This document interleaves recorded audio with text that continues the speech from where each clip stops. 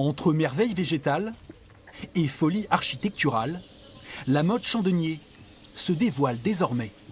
Alors il faut savoir que quand on visite la Motte, on ne visite pas un château, c'est un peu une expérience qui est riche d'émotions, qui est riche de choses étranges, des choses qu'on ressent.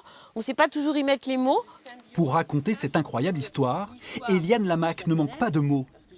Gardienne de la magie des lieux, elle vit aux abords du château depuis 20 ans. Une histoire d'amour qu'elle partage aujourd'hui. C'est inattendu tout ce qui arrive. Je veux dire, moi je ne l'ai jamais anticipé. Mais c'est là, au moment où il faut, quand il faut, avec des gens qui partagent tout ce que je raconte, donc dans le même état d'esprit, c'est une espèce d'apothéose. J'aurais pas pu rêver mieux que tout ça. Pour cette première journée de visite, plus de 200 personnes ont fait le déplacement. Des curieux et beaucoup de copropriétaires. Ils sont 27 000 de par le monde à posséder un petit bout de ce rêve. Je suis tombé vraiment sous le charme. Mon épouse est tombée sous le charme.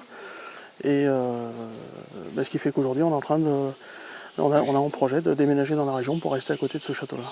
C'est un aboutissement, quoi. On arrive au bout de quelque chose et en même temps c'est un aboutissement parce que c'est l'ouverture et en même temps c'est le début de quelque chose. Jusqu'au 23 septembre, le parc du château sera donc accessible, mais pas pour tout le monde. Chaque jour, les places seront limitées à 300 personnes maximum. Pour garantir cette qualité de visite, profiter de la nature, du chant des oiseaux, on ne veut pas effectivement qu'il y ait trop de monde à chaque visite, donc on limite volontairement le flux touristique, ce qui peut être un petit peu paradoxal avec le projet de restauration du château, parce qu'on sait qu'il va nous falloir pas mal d'argent pour pouvoir le sécuriser et le restaurer.